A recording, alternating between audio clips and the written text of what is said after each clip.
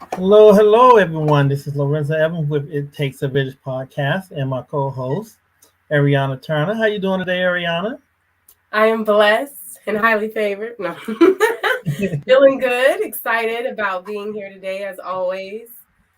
Yes, Thank definitely. you. I think we can have us some fun today. I mean, we always try to make sure that we have something for people to hear and something that's going to uplift people. And I think with everything going on today, we need someone that's going to bring some joy and some laughter. So we're super excited that we have a guest that is specially called for such a time as this. Love it.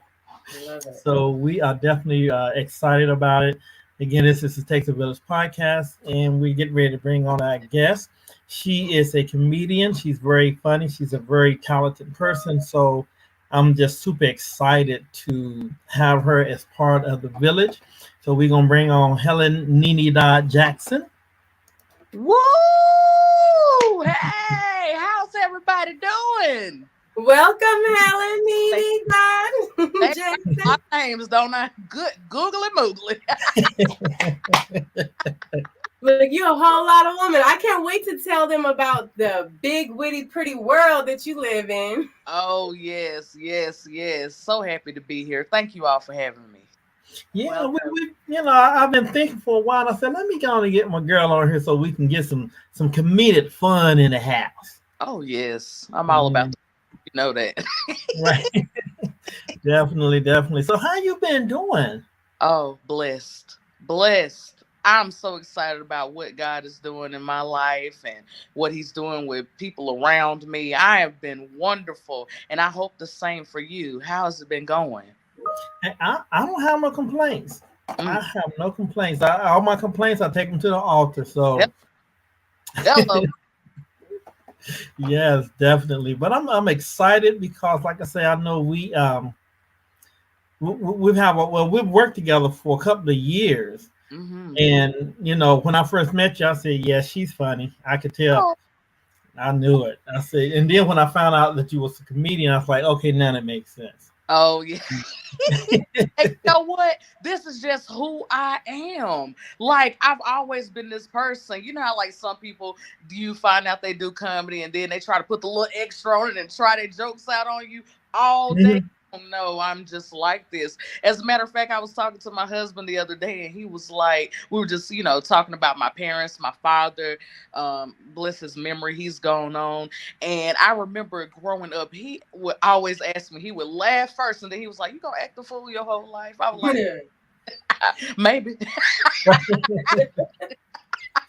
Hey, why not? I Right, mean, because it's time for us to just relax and right, get back to just laughing again and just enjoying life itself. So, right. hey, why not? And if you can be the tool that God uses for that, so Hello. be it.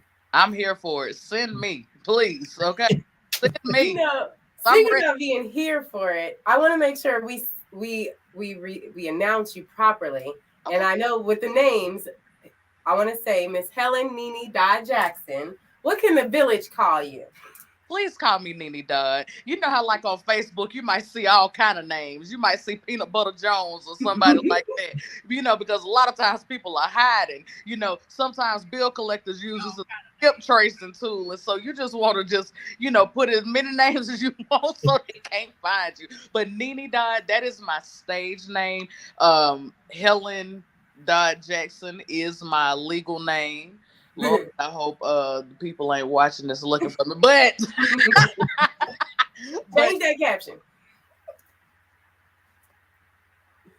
Well, Thank you. well, don't worry about it because we got you covered. right, thank you. So Thank, Miss Nenee Dodd, I love it. I want to just share with the village because I know Lorenzo's got the opportunity to really feel your energy in person. This mhm. is my first time, and just your presence, I feel the shine from you. And then I love that you have a yellow shirt on, and God is dope. Yes. It sums up that energy that you come with. So I just want to share with the village some of the blessings you are packaged with. Now, as she mentioned, naturally funny.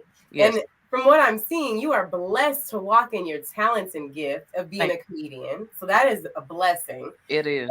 And then also you talk about, y'all let it be known, she's a native of Georgia. So she is a Southern belle. I am. In the northern suburbs of Atlanta. Is that right, Miss NeNe? That is right. That is you know, right. and we'll feed the people all about you throughout the show. So I want to make sure to give you the stage and the platform. But I'm interested in hearing about the big, witty, pretty world that you live in and you share with the village. Oh my goodness. Where do I start? I mean, I know you asked about the blessings, and it's just like, blessings have been overtaking me my entire life. Seriously. Because from the time I was 6 until I was 12, I was in a wheelchair. I couldn't walk. I had many surgeries on my legs, and the last two worked. And I just praise God for who He is and what He's done for me. And so that's one of the reasons why I can be so happy about like life and living and getting to explore things and walk, and just to be able to walk. Like every time I think about the goodness of God and what He's done for me, seriously, that and that alone is enough. You hear me? But I didn't come here to preach. I didn't come here to preach. Okay. Okay. I didn't come here to preach, but I will have to. But the thing is that who I am in my big, witty, pretty world, that's everything is funny to me. Like there is some humor in a little bit of everything. Okay. And this big world, yes, it's a big world. I have a larger frame, so I kind of play on that big, witty, and then I've been told I'm pretty, so I accept that, praise the Lord. Okay, I sure do. But it's just my world in itself. It's just like if you could just see my world through these four eyes. Hello. God has been so good, and it's like we can find something to laugh about, and laughter heals the soul. It really does. Okay, it gives you a boost to go on. I know sometimes when I'm at work or whatever, and like I'm having a little down day or whatever, something may just pop in my mind, and I start laughing, and my coworkers will ask me, "What are you laughing about?" And I share it, and it just gets infectious, and then we all just finish up on a good note. But my world, I'm telling you. Like I see some of the funniest things, and I try to share those things on stage, on my lives, or what have you. So I'm just blessed beyond measure when it comes to my wit, and I'm gonna brag on God. I'm like, God, you did this. I'm your hello. You wanted me to put it out there, So I am. Wow, that's great. And the thing about it is, so many people don't know what they're here for. Yes. So they walk around miserable because they got this gift in them and it's boiling over and they don't know. And you'd be surprised how many people don't know themselves. They just don't know, and they walk around, and it's sad that they have these gifts and talent. And then after everything is said and done, God will say, why didn't you do something with them? Sometimes it's fear, sometimes it's intimidation. But at the same time, you have to overcome that fear because you have a lot to offer, and it's needed. I mean, and I tell people this all the time. God doesn't make anything that He can't use. That's right. So if He created you, there's a purpose. No matter how you got here, no matter where you came from, no matter where you landed at, there's a purpose for you, and the world will be incomplete without you. So the fact that you was able to bring your gift and work in your gift, walk in your gift, that's a blessing. Right. Thank you. And it is. And you know what? I didn't always know what my gift was. If I may, let me tell you how I became more in touch with myself and found out that, hey, I'm supposed to be doing stand-up comedy. I was at work. I used to work for this very large bank. Okay. I worked there for 10 and a half years. And I know the girl looks like she's about 20, but I did work somewhere for 10 and a half years. Hello. Okay. But I was at work, and you know how sometimes like a job, can become draining for many reasons. Okay. And we'll just leave it at that. I was praying for my purpose. I was like, Lord, I know you put some other stuff in me. Okay. I know you put something in me that I need to share with the world. And I've always wanted to do something to help people. But one night, in Atlanta, with football, there's a big rivalry. Okay. The Saints and the Falcons. And one night I had a coworker She worked in a different department, but she said, hey, let's go out and watch the game. And I'd never been out to watch the game, and I surely couldn't afford them tickets because they were kind of high. Hello. So we went out, watched the game, and someone got up and announced that we are about to have a comedy show after the game goes off. And I was like, oh, that'll be fun. I say, hey, let's stay and watch it. So we did. Long story short, there was a guy that was on stage, and I was just laughing. I'm talking about his jokes was so funny. And it was just like God spoke to me. He said, you're supposed to be doing that right there, right? I was like, huh? And sometimes you don't want to, it's kind of hard to embrace like what God is telling you. And for me, believe it or not, no matter how funny I am, I'm like, what? I'm supposed to be doing stand-up comedy. That's not me. I'm straight corporate America. I'm X, Y, and Z. But the Lord said, do it. And I've been blessed. I've been blessed since I first touched that stage. Since I first touched the mic. I promise you. God will reveal to you. If you ask, he will reveal it to you. Nice. and that's such a blessing. I know many people who missed opportunities because of fear. Right. And they knew, and it was like, nah, I'm not gonna do that, I'm not gonna do this. And it's like, come on. I mean, just do it. And I would tell people at the end of the day, the worst you can do is not succeed. Hello. But if you don't try, you never know. Never know. That's right. You'll never know. And then you'll be sitting back one day laying in 95 years old talking about coulda, woulda, shoulda. Yeah. And those are not the kind of checks I want to cash in on. There ain't no money in that. None at all. And that's good because I mean it's people don't understand. Cause I mean I couldn't do comedy. Because for me, if every time I try to tell a joke, I laugh halfway through it. I just can't. I can't do a joke. But I've seen people, and people don't understand. Even though you're upper and you're doing that, and it's a gift, it's work. It is because your timing have to be right. Your material have to flow. You have to analyze the crowd, and do you switch up halfway through if it's not? So there's a lot more to it. It's not like you just get up there and make people laugh. Right. Even though that's your gift, you still got to work at it. You still have to cultivate it. You do. And I spent, before I ever started or hit the stage for the very first time, I went and bought notebooks, and I would just write and look in the mirror at myself and like say, okay, well, I'm going to stand this way, or watch your posture. And I'm not a stranger to like public speaking because I would be very involved at church, like at my home church. Shout out to Zion Hill Baptist Church Truth Center in Douglasville, Georgia. The Reverend James Wright Jr. I'm not so used to calling him Bishop. Now Bishop James Wright. And I will tell you, I was very active, like since a small child in church services. I would do Easter speeches and everything, church plays. And so I wasn't a stranger to like public speaking, and I thank God for that. But yeah, it's work. You have to get out. You have to be on the grind. You have to be committed. You got to be dedicated. You got to try those jokes out on somebody. So you need to go to open mics. And, then the work will come. A lot of people who start out, they want to get paid immediately. You got to give people, wait a minute now, hold on, flag on the play, okay? You got to wait a minute, are you pay worthy yet, okay? You ain't gonna get up there and say, knock, knock, who's there, whatever, and then think you gonna get like a little check or something. You'll barely get chicken wings, okay? Not pay worthy, I love that. And yes. You talk about being paid, well, let me go back, because the notebook stood out to me. And because one of the things I wanted to get from you that you just fed me with was like, how did you know how to execute that balance from leaving corporate America to then standing on the gift that God told you to stand on, that you're like, are you sure this is for me? You want me to do this?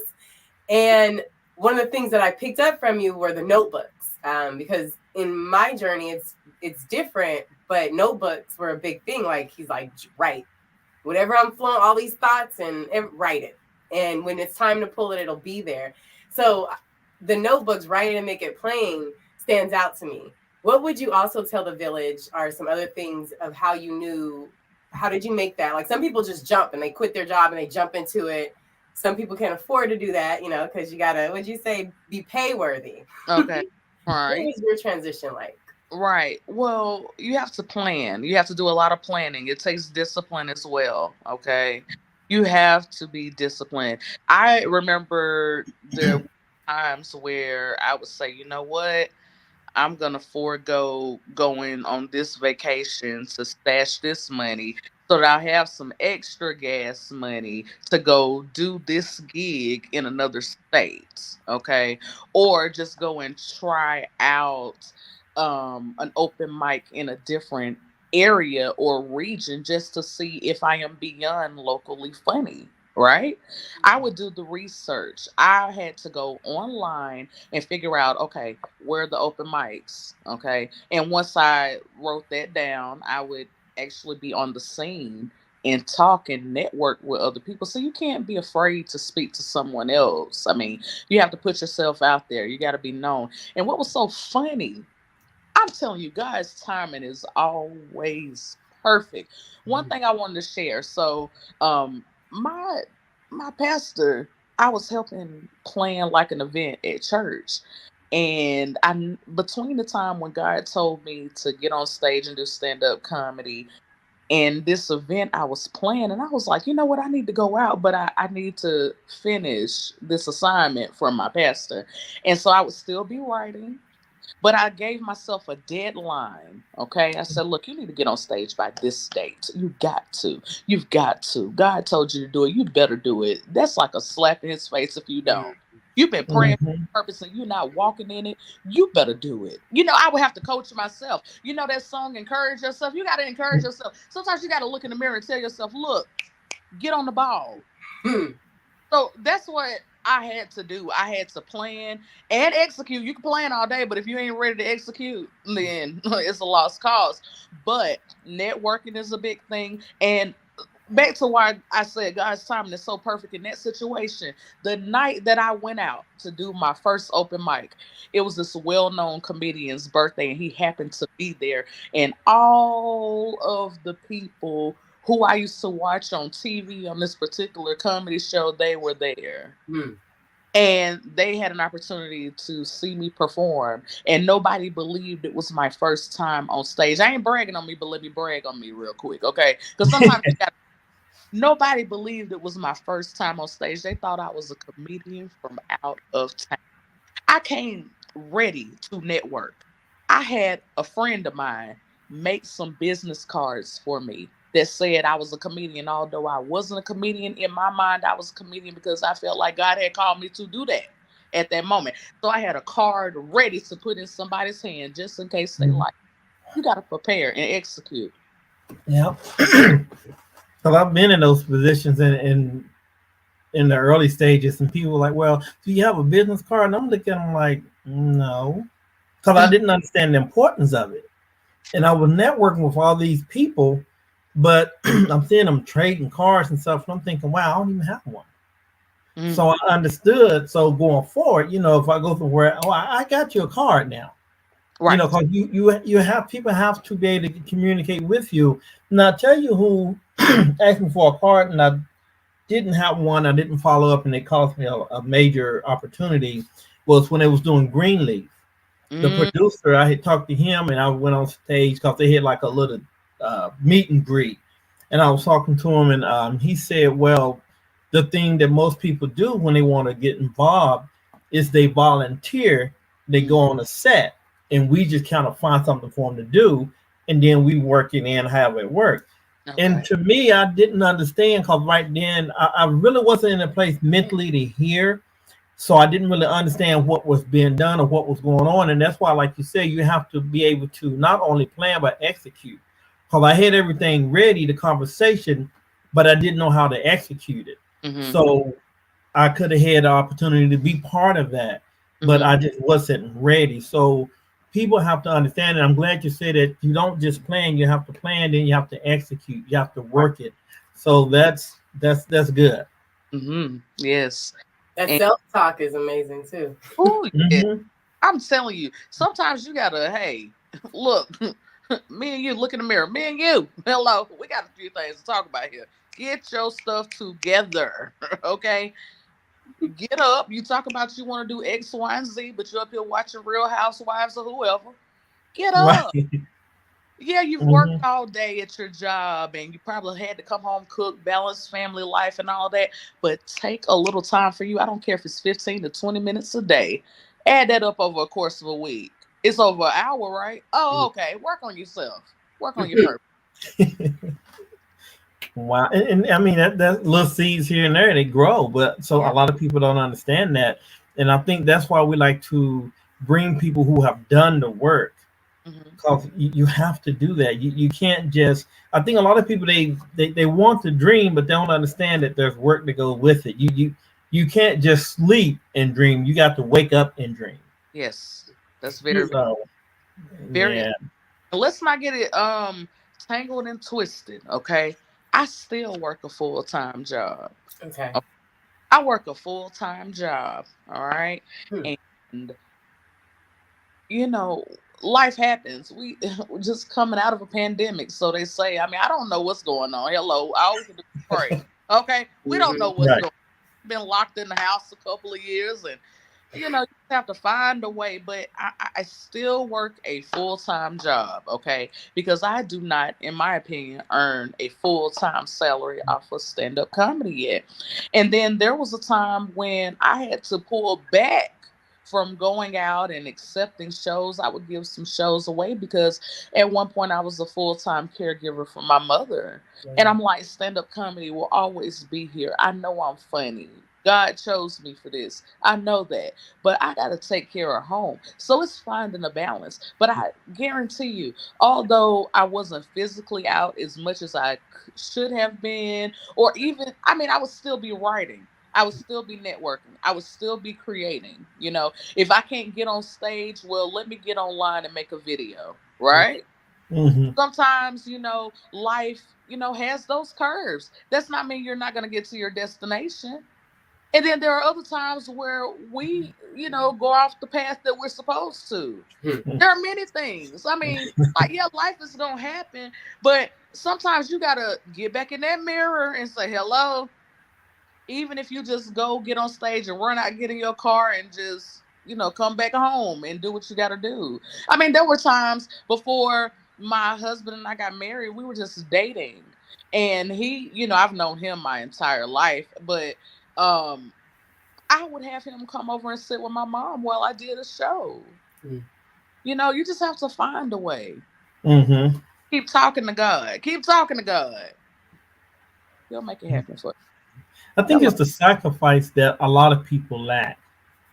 They you. they Right. they want they want it to be easy. They want it to just fall into place. It just don't happen that way. I mean, we look at Steve Harvey, Oprah Winfrey, we look at Tyler Perry and all of them, and we see where they're at now. But they paid a lot to get there.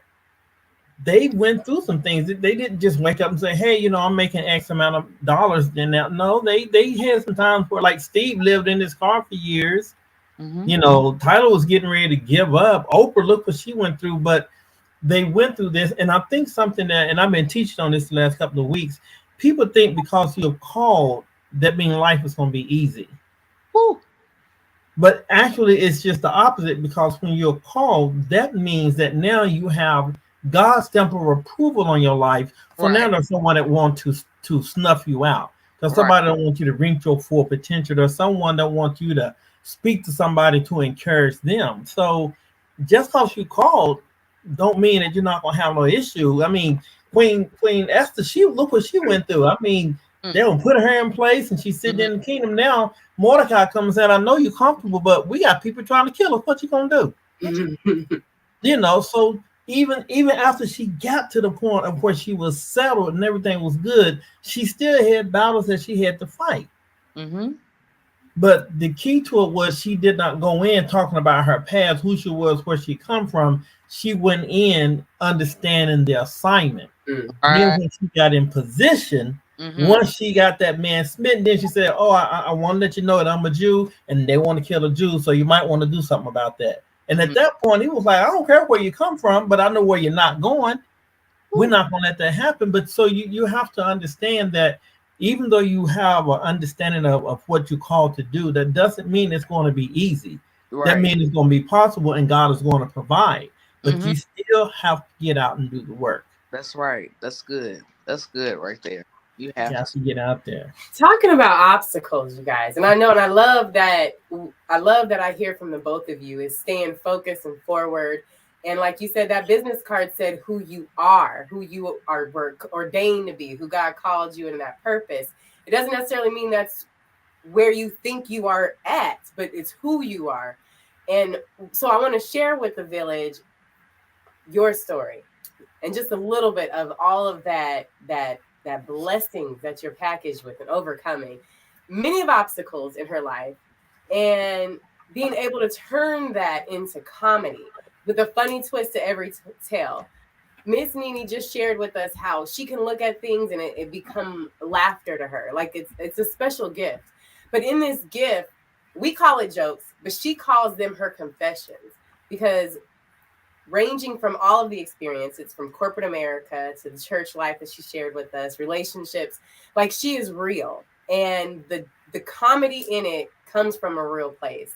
And, you know, I see the humbleness in you. So I'm going to share with the village. NeNe has had the pleasure of working with and being mentored by many people, including Rodney Perry, Gary Owen, Vanessa Fraction, and Carlos Miller. NeNe was also personally mentored by Ricky Smiley after a performance on an open mic one night. And from there, that conversation has been a driving force motivating her daily, in addition to her own personal motivation and daily life experiences listening to God. I'm excited of your energy and how much you can really uplift the village, and not only like we say jokes, but your confessions. Thank you, NeNe, for being used. Oh, thank you. Thank you so much. And this is, I'm so full. Like, just to see, because I started doing stand-up comedy in 2011. Okay. Mm. And, you know, when you see people on TV or what have you, you think they just started, or, you know, they'll even say fresh face of comedy. But what you don't know, they've been doing comedy about 20 years. Okay. Mm-hmm. So over the years, when I would see people who, and we describe like comedians, like, okay, this is your class, you know, like a high school class of 2002 or whatever. This is your comedy class, the people you started with, et cetera, et cetera. Okay. So when I started to see people who were maybe 2 or 3 classes in front of me getting opportunities for TV or what have you, oh, that motivated me. It made me happy, because guess what? I knew a blessing is brewing in my vicinity. Hello. Okay. Something is on the way for me. Okay. Because I know X, Y, and Z, and where, you know, a millionaire, like, okay, you know, somebody mentioned before, I think there's a saying, you probably maybe a few people away from a millionaire or a famous person or what have you. Mm-hmm. When it started getting closer and closer to me, I said, let me clean up what I messed up. Started my life over again. Hello, let me pay off this credit card, because guess what? I don't want nothing holding me back. Okay, I don't want no excuses. I am one person away from a millionaire. I'm one person away from a mogul, and it's just exciting. This journey is so exciting, and I am so excited to see what God is going to do next. Yeah. Look, I love your eyes. The way you see life, and like like the village. I don't know if y'all caught this though. Those 4, she said 4 because she could see deep, y'all. She sees others getting blessed and sees the beauty and blessing in that, and sees that God is telling her it is time to get ready. Mm-hmm. Not like, oh, woe is me. You can see so beautifully. You can see the joy and laughter in life. I just had to point that out, y'all. Don't sleep on those eyes. And that's true. You know, I used to always tell people, if God bless your neighbor, that means he's in the neighborhood. Ooh. So get ready. And what I see in you, and it's a blessing, a lot of people don't have. And see, God can't put nothing into an empty vessel. Right. You have to have something in you for him to multiply. He can't just look at somebody who's sitting down and say, well, I want to bless you with all these things, because in order for you to get these blessings, it requires for you to stand up. You stand up because you're expecting something to happen. You expect something to happen because you see something is happening. It may not be in your life, but you see it around you. So when you have the expectancy and you're walking like that, that's when the blessings begin to come. Because even the Bible said faith without works is dead. There's a whole lot of people they complain about a whole God saying, I gave you the shovel and you're sitting on the dirt. What else can I do? So you've got to do something. God catches up with the momentum. God is not going to push you. So when you say you've seen other people, you didn't get discouraged and say, why not me? You said, oh, I must be next. Right. And that's the conversation of faith that open up doors for you. People see that, and it's probably more people seeing you and watching you than you even know. You would be surprised how many people follow you online and they will never like a post, they will never share a post, they'll never comment on it, but they are following you. With Miss NEE Dodd's energy, they watching her when she step out the door. And if they wasn't paying attention, when she gets to talking, they will pay attention. You have this magnetism to you. It's beautiful. Thank you. Oh, thank you. Bless you for that. Ooh, I'm excited. I'm just so excited. And you know what? You're right. That's Evans. You're right, because there will they're called what, lurkers? More lurkers than likers.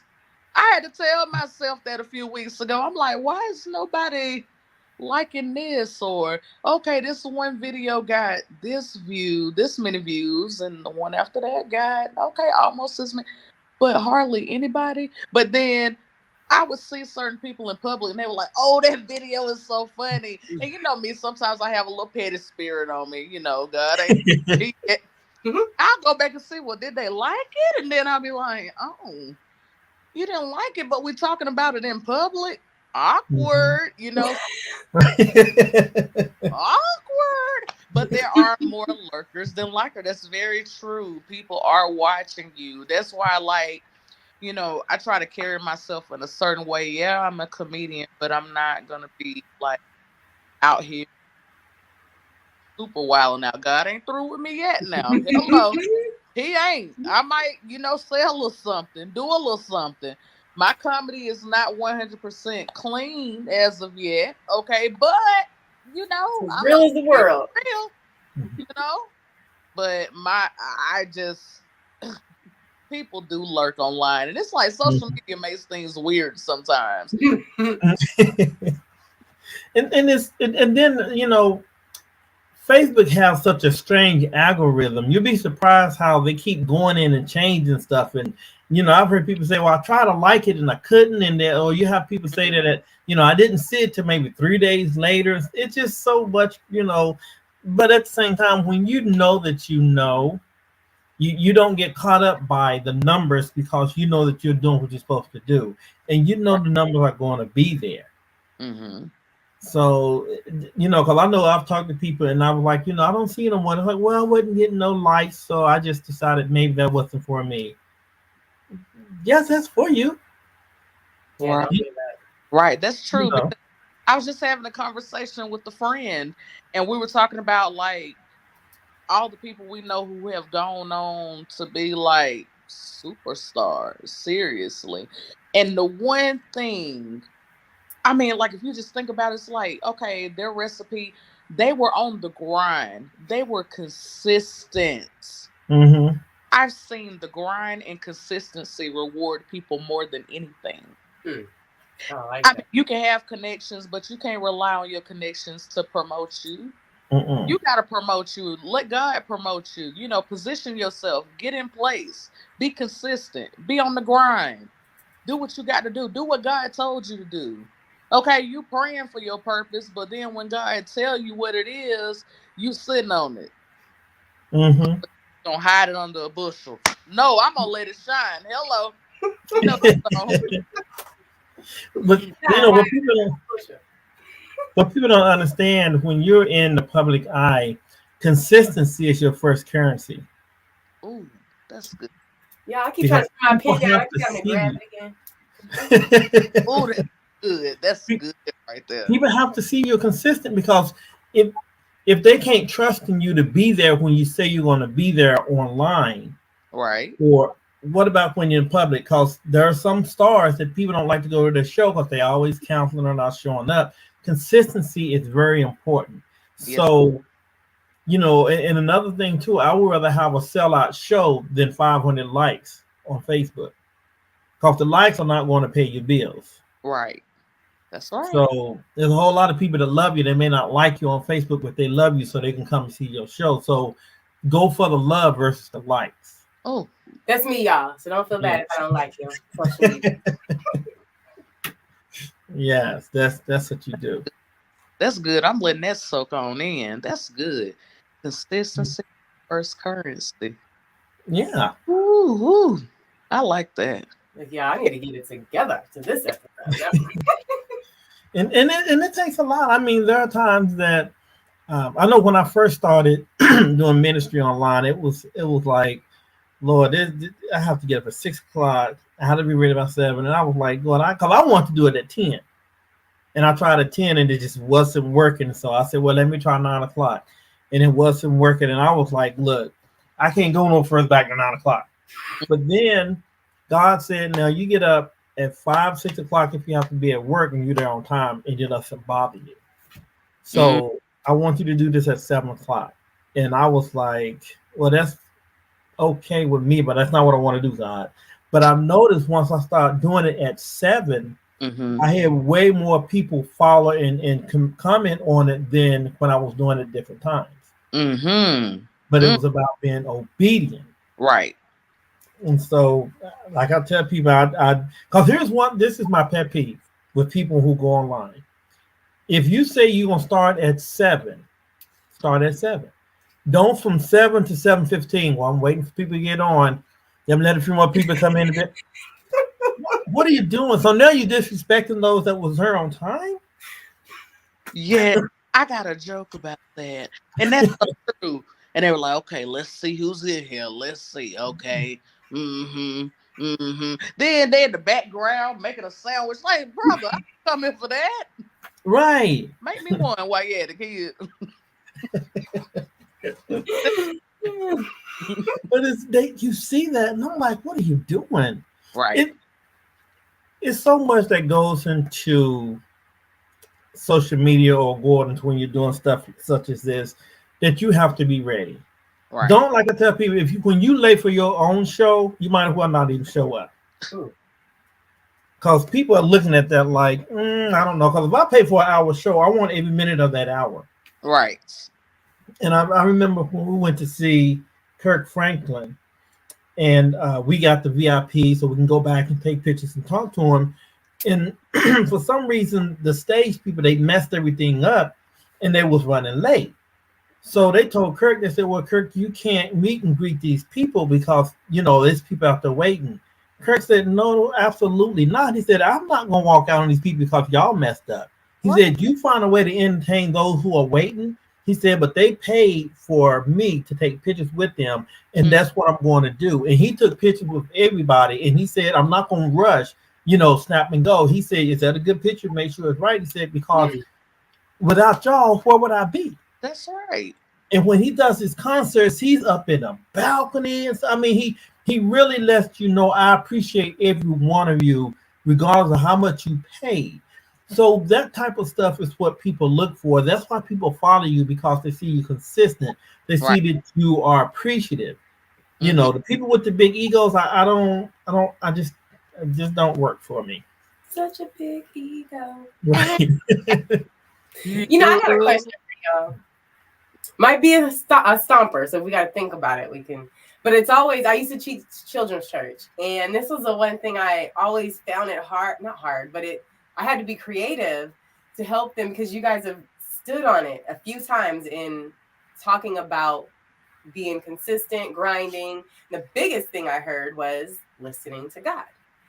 And for those babes in Christ or new in their spiritual walk, how did you begin to learn to listen to God? Like, how did you hear?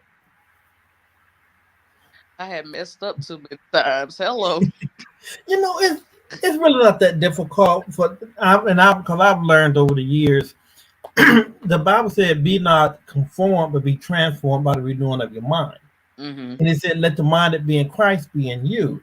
So when you study His Word, you understand His voice because you know how He think, you know how He act. But for those who don't read the Word and who don't pray, well, then when they talking to Him, it's like talking to a stranger because they don't know how He can react. They Mm-hmm. don't know that God has showed up at Lazarus' grave after everybody said it was over and then brought him back to life. They don't know that God walked in the room and said, okay, this child, y'all think she's dead. Since y'all don't believe, y'all get out the room. I only need believers in the room. That's how he operates. So when you begin to study and see how he walks, you see how he reacts in situations, you more apt to hear his voice because you understand. He's not a stranger to you. But That's when right. you it's a communication thing. You and a lot of times God would never put a person in a position where He's not going to speak to them. Hmm. The thing is, are they listening to Him? Because sometimes God is going to tell you what to do, and it's not going to sound good. Like when He told Isaac, "Look, I know you pray, but I want you to go and sacrifice this son." Oh, wait a minute, that's the devil. That ain't God, because your flesh is not going to want to do that. But when you know that God said, "You just trust me, all things work together for the good." So no matter how crazy it sounds, see, that's why they say, lean not to your own understanding, acknowledge Him in all your ways. Because some things we try to figure out, like, wait a minute, God, if I pay this and if I buy this, then I can't do this. That don't add up. And God has said, did I tell you to add it up? I'm the one that multiplies, subtracts, and add and divide in your life. You just do what I told you. So we can't be a mathematician when we go talk to God. We can't try Yep. to make it add up. That's It's right. not going to. So That's real good. And yeah. that's why I would mess up so much.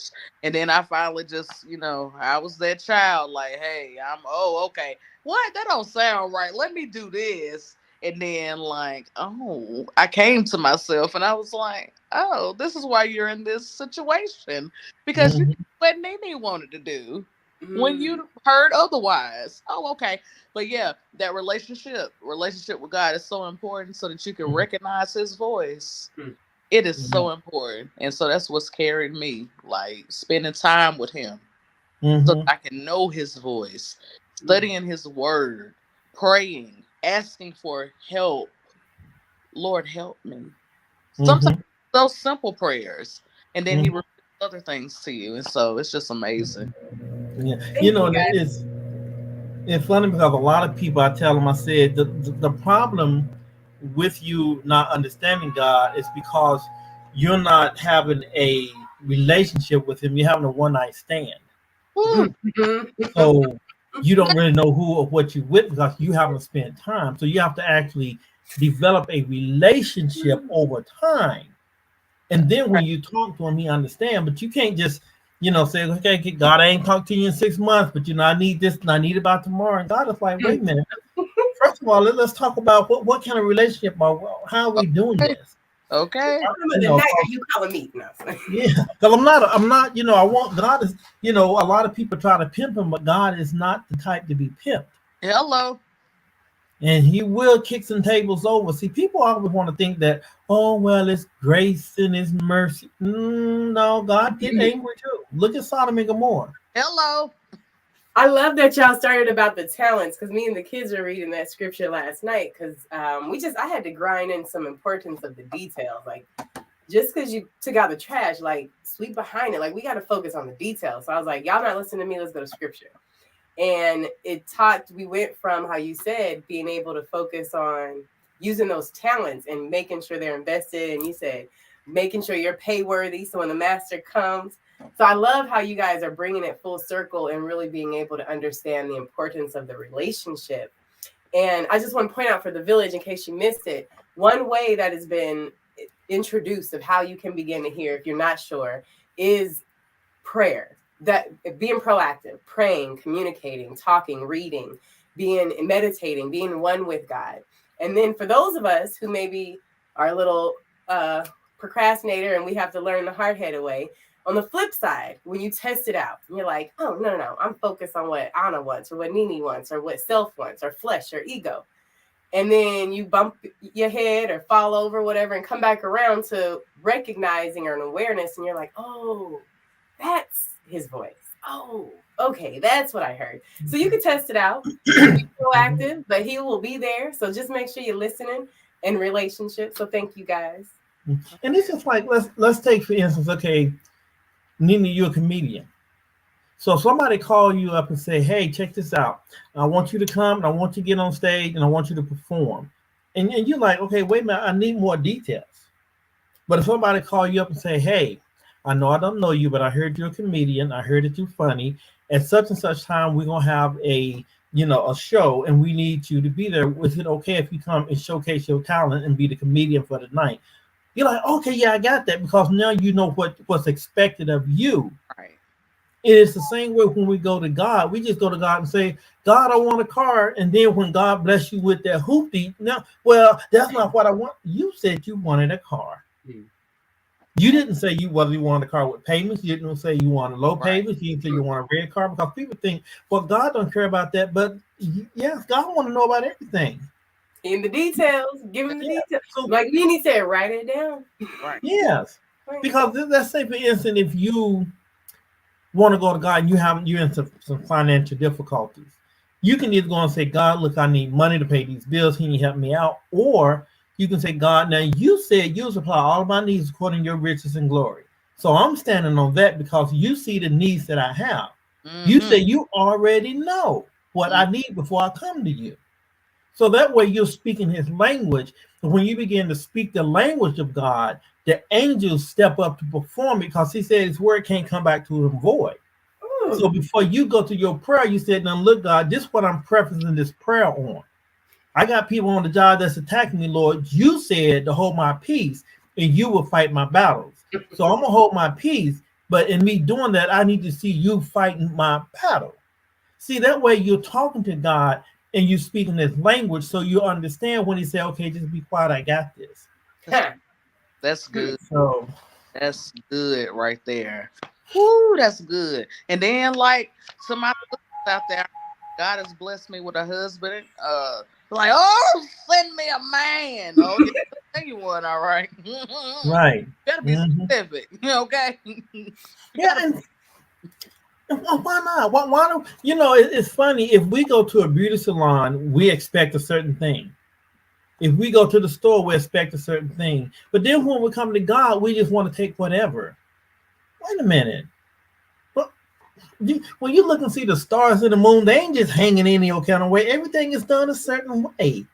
That's right. So when you go to him, why not say, God, this is what I want? He's going to do two things. He's going to say, A, I got you, is covered, or B, this won't work for you because of. This is what you're saying you want, but this is why this won't work. See, man will give you no and close the door. Mm-hmm. God will give you no with the understanding, so that way you'll know what to expect, so you can be happy about what you receive. That's good. So you have to know how to speak to him and speak his language. Right. And you have to understand that sometimes he sent people around you to confirm what he's already told you. Realness. So, yeah.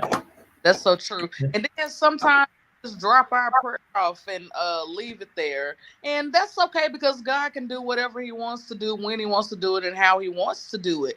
But also expecting that he can do it for you. You better have that spirit of expectation, okay? Mm-hmm. Because a lot of times, there have been times in my life I'm like, yeah, I know God can do it, but you got to believe that he can do it for you and expect that he will keep his promises. Whew. And that's the difference. See, religion says God can do it.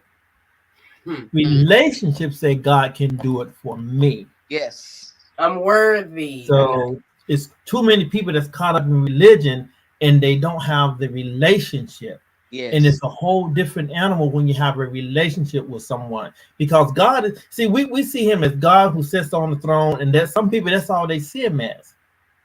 But see, sometimes I say, when I go to God, I'm like, God, I'm not coming to you as God. I'm coming to as my daddy, as my father. Now I need a father. There it is. Now I need God. I don't need you to be a daddy and tell me I'm wrong. I don't need you to be God. I need you to be my brother and listen to me. See, we have to understand the dynamics of who we serve. So when we go to him, we can go to him with the right understanding. That way we can get a good communication and understanding. Right. That's important. That's Yeah. important. Oh, yes. Y'all keep hitting on communication and language. So I got a question for you all, for Miss NeNe. Okay. You talked about testing your talents and skills out, right? We craft them. So for all those in the village, you craft it, perfect it, and test it. And when you went out and tested, and being familiar with public speaking, you have to kind of flex that communication for those different audiences. So I'm curious, because you talk about a lot. You talk about corporate America, you talk about church, you talk about the wild woman, the natural people. What audience have you found to be the hardest to connect your jokes with? And then which ones just pick them up and love them right away? Okay, I'm gonna be honest with you. When I first started, although I was out, I was funny. Okay, the hardest crowd for me, believe it or not, was the church crowd. Mm-hmm. You know why? Because mother so and so sitting there with her judgmental face, and I'm like, "Whoo, Lord, wait a minute." And I know that at this point when I first started, I wasn't able to like really flex my clean joke muscle, but I accepted it because that dollar amount was sounding good. Okay, hello, let's keep it real. And I got out there and I made it do what it do. You know, it did what it did, and it was what it was. But that was the hardest crowd for me when I first started out. To be honest with you, the easiest crowd for me is if I go, because comedy shows are everywhere. You can have a comedy show anywhere. You can have it at church. You can have it baby shower. I've had a comedy show one time when I was in New Jersey in a backyard. It's this guy. He was an ex-NFL player. And he had it in his backyard around the pool. So I'm telling jokes around the pool, and all you hear is splash and laughter.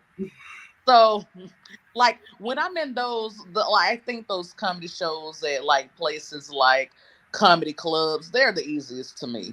Now, I'm not saying that I'm going to rip the crowd and get a standing O every night, okay? But they're easier for me because the people came to laugh, okay? When you have a show and it's in a non-traditional place, you got to work a little bit harder. You got to, I remember there would be like bars and grills and stuff. Like, you know, people have comedy nights anywhere. And it's like, okay, people make the world go round. There are all kind of people out here. So let me go test my material out. There used to be this one spot on the south side of Atlanta. You know, they had like 6 or 7 pool tables. They had a dirty mirror in the background, and people in there yelling and fighting over chicken wings, and they were serving drinks and stuff, and all you would hear is a cue stick hit the ball, and I was like, hey, okay. But that crowd was the best crowd, and it built my muscle, you know, because you had all kind of people there. It's people who reminded me of uncles and aunts and cousins and play cousins, and it was just fun. So, but yeah, that church crowd used to be rough for you, girl. I'm not even gonna tell a story, but now it's good. It's good because I mean, I was raised in the church. I had to come to myself. I had to get in the mirror and I said, "NeNe, this should not be that hard." Okay. That confidence, and then I can understand that church crowd because it's a huge dynamic of a variety of people in that umbrella. Yeah, right. And the thing you have to realize too is that, and once you learn this, your journey is going to be somewhat easier. They told Whitney Houston that she couldn't sing. They told Anita Baker that she couldn't sing. They told Michael Jordan that he couldn't play ball. Wow. And look at all these are people who are well known for their talent. So don't let a rejection or a door close. Don't let that make you feel like that doesn't define you.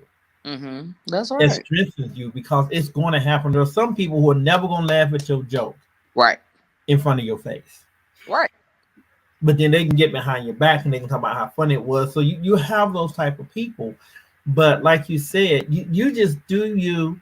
And you know, church folk, look, I'm a pastor and that's the hardest crowd for me. So, it's like, okay, what do y'all want? But you just have to be true to yourself. And I think you have everything that it takes. Thank you. And that day is gonna come where it's gonna be a lot of people, and I tell people this all the time. There's a whole lot of people who will not give you the position or permission to sign something because they don't want to give you a contract or they don't want to give you an agreement. Some of those same people will have to come and make an appointment to get your autograph. That's right. Some That's right. people are going to reject your signature, going to have to ask you for your autograph. Go ahead, Nene. So, I yes. receive it. I receive it. I receive it. I receive it. Hello. Woo! Yes. There will be a day. I mean, thank you so much for seeing that all in me. And, we've had many conversations sometimes, while on break or what have you. And it's just amazing what God is doing. And I'm so excited about where He's taking me and what's next for me because it's a lot. And, I just wish so many blessings upon you both. God is here. I mean, woo! Mhm. I'm excited. I'm just so excited. I'm full for real. I do have another question before I lose your energy today. So, I'm not a comedian, right? However, I do have to speak in front of like my team meetings and stuff. So for those of us out here who are corny and I love dry jokes. Like those are humorous to me, but they don't float too far. So I want to know, is it good or bad from a professional comedian? Whenever I throw a joke out there, and then in the virtual world, everybody's on mute anyway. But if I throw a joke and like nobody laughs, I'll say, "Oh, okay, not funny," and I'll laugh to myself out loud. I never know, is that wrong to do? No, it's right. I love it. I love that. The recipe is right for that. Okay, like try again. That's funny to me. I like that. And you'll see some comedians on stage because I've seen all kind of comedians from like first time open micers to like professional superstars perform. And if something's not funny, they'll be like, "Oh, wasn't funny? Oh, okay, great." Right. Or whatever. Okay. And then there's this one guy, he says like, "Oh, not funny to you? Well, the check I already cashed. I don't care." Right. Hey, long as I got my check, look, I just have to be here and perform, but that's good. So let me ask you this, because I mean, you have a vast amount of skill, wisdom, knowledge, and things to offer the village. So we're definitely happy to have you here. How do people follow you, find you, get in touch with you in case somebody needs you for a show or whatever? I mean, like you said, you do all weddings, by mitzvahs, whatever, dedications. I mean, look, some of these services I've been through, they might even need a comedian at the funeral. I don't know. Okay. So, Dog baptism, whatever. right.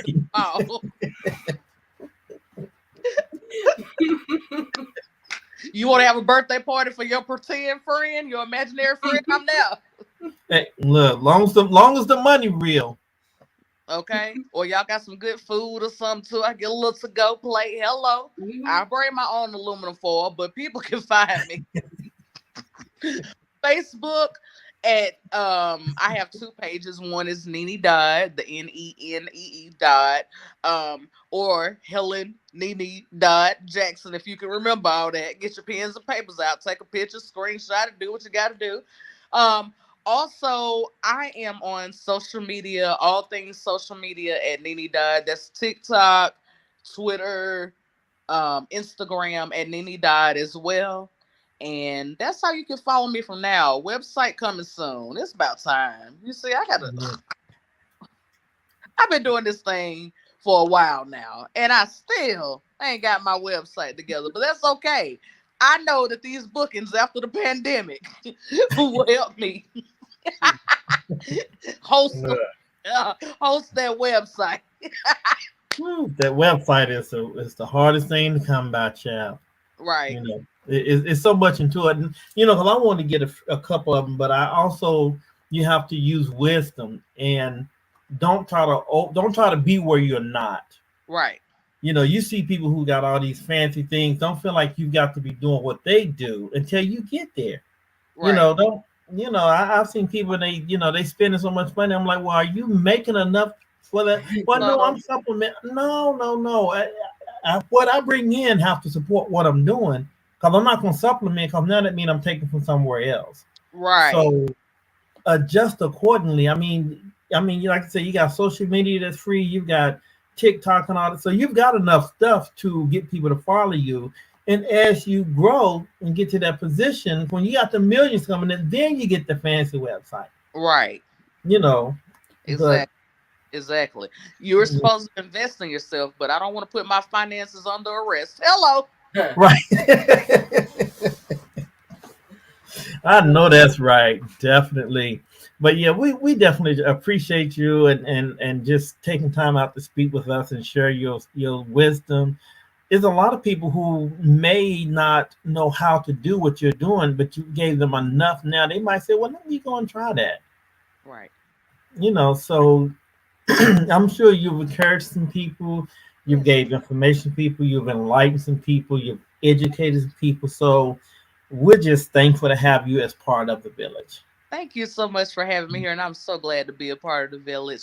And just remember, get started. That's the important part because you can sit back and plan all day. Execute, please. Mm-hmm. Yes, but thank you. I hear you. You speaking to me. I got it. Yes, thank you for having me. Pleasure to be here, and I can't wait to come back again one day if you all will have me. Hello. Oh yeah, definitely, definitely. Yes, You want to be back? yes. Yes, Thank you so much. definitely. All right, have a good one now, and we will definitely have you back again. Okay. Okay, thank Looking forward to it. See you next time. you so much. Take care. All right. All right, now we're about to end this show. It's definitely been fun. It's been real.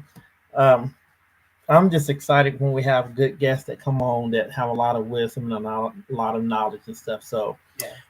everyone that's listening, this has been It Takes a Village podcast. Again, our special guest, comedian Helen Nenee Dodd-Jackson, or NEE Dodd.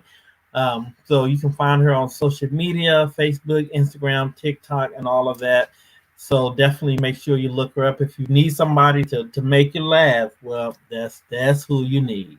That's who you need. So with that being said, we do have enjoyed ourselves. And you have anything else you want to say, Ariana? Just have a blessed week. Make sure you stay motivated. Your grind and consistency will help with your currency and get you promoted. So take note and make sure you invest in yourself every day with those concepts. Definitely. All right, everybody. This is Lorenza Evans. It Takes a Village podcast, and also my co-host, Ariana. All right, y'all. Have a good one. We'll see y'all back in 2 weeks.